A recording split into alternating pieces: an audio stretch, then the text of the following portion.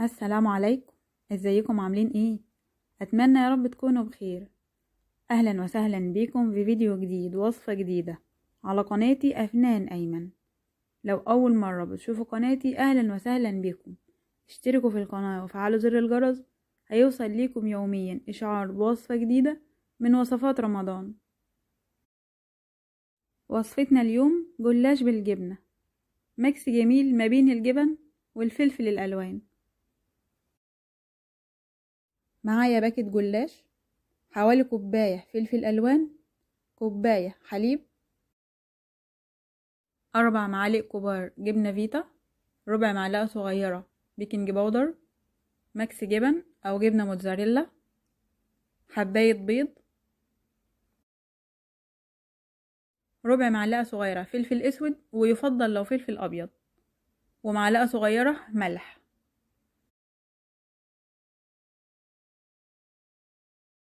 هنبدأ بتجهيز الحشو. في طبق عميق هضيف 4 معالق كبار جبنة فيتا. الجبنة الفيتا تقدري تستخدمي أي نوع انت تفضليه، وعليها هنزل بالفلفل الألوان وماكس الجبن.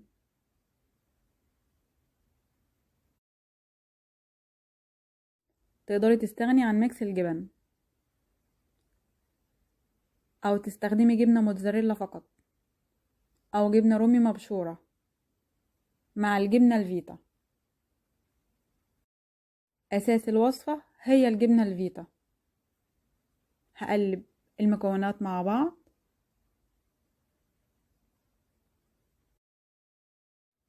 واضيف حوالي 3 معالق كبار زيت نباتي.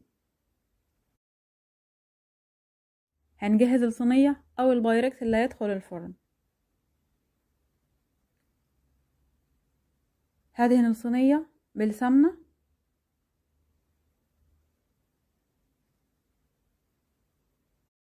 ورق الجلاش انا هقسمه لنصين، نص هنضيفه قبل الحشو والنص التاني بعد الحشو. يعني لو باكت الجلاش 12 قطعة هنضيف 6 قبل الحشو و6 بعد الحشو. هضيف ورق الجلاش للصينية، ومش شرط ابدا يكون نفس الحجم، لو طويلة شوية او عريضة شوية تقدري تتنيها بالشكل ده، بس مش كل مرة تتنيها من نفس الجنب عشان ما يبقاش جنب فيه الجلاش كتير والجنب التاني خفيف. ما بين كل ورقة هدهنها سمنة عشان الجلاش يبقى مورق معايا بشكل حلو.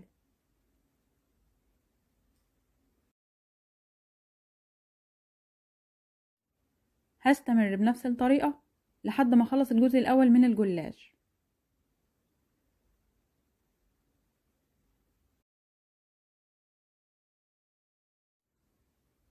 واضيف الحشو واوزعه بشكل متساوي في الصينية.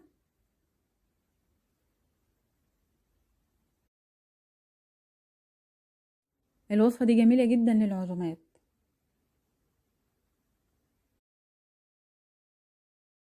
تقدري تقدميها كأطباق إضافية مع المحشي والمشويات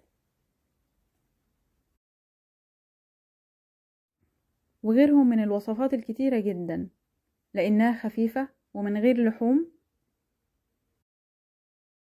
فهتليق معاكي على جميع الأكلات. وبنفس الطريقة هضيف ورق الجلاش، هضيف أول واحدة وأدهنها بالسمنة، وأضيف التانية لحد ما أخلص الكمية اللي موجودة معايا.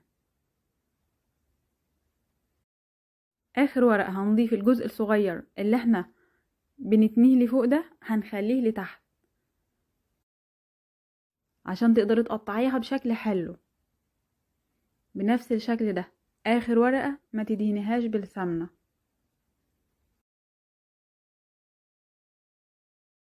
وهنا هنجهز الخليط اللي هنسقي بيه الجلاش. في بولة عميقة هضيف البيض والفلفل والملح والحليب وأقلبهم مع بعض لحد ما المكونات تختلط مع بعضها، وأنزل بربع معلقة صغيرة بيكنج باودر. البيكنج باودر هيدي ارتفاع للجلاش وكمان هيخليه مورق.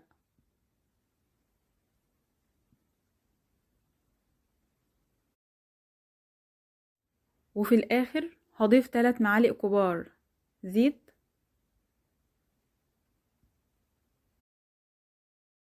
احنا آخر ورقة من الجلاش مش بندهنها بالسمنة، لأن السمنة هتخلي الوش بتاعها طري ومش هتديها لون حلو في التحمير، لكن الزيت بيديها قرمشة وكمان بيخلي لونها حلو.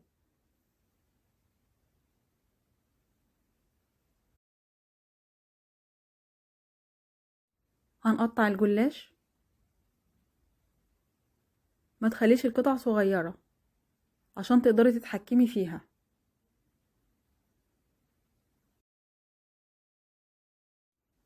تقطيع الجلاش قطع صغيرة هيخلي الحشو يخرج وشكلها مش هيبقى حلو ابدا.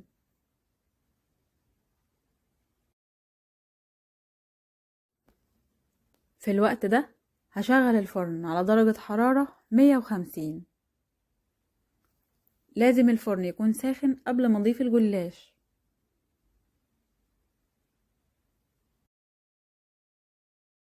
فرن من غير شواية عشان تقدري تتحكمي في اللون اللي هتحمري بيه الوش،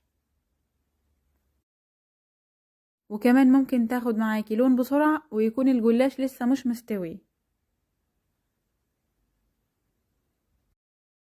على الوش هضيف خليط الحليب والبيض واحرك الصينية عشان الخليط يوصل لكل جزء فيها والجلاش يبقى مورق معايا. هضيفها للفرن تاخد لون ذهبي من تحت، هتلاقي الاحرف بتاعتها اخدت لون ذهبي. هتشغلي الشواية تحمري الوش، وخلي بالك الجلاش بياخد لون بسرعة. لما تشغلي الشواية خليكي قريبة منه وبص عليه من وقت للتاني، احنا عايزين اللون الذهبي الجميل ده. هزين الصينية برشة صغيرة من الكزبرة الخضراء، وارجع اعيد عليها تاني بالسكينة او بالقطاعة،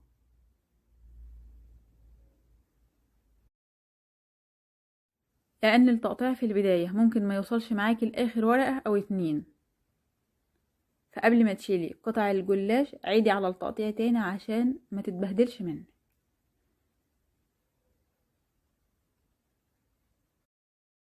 وخصوصا لو هتقدميها وهي سخنة، لان الجبنة بتكون فيها لسه سايحة.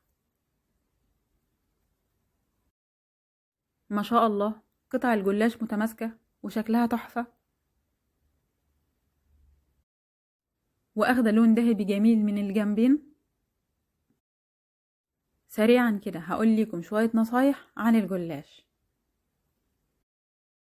غطي ورق الجلاش بفوطة وانت بتشتغلي عشان ما ينشفش منك ويتكسر.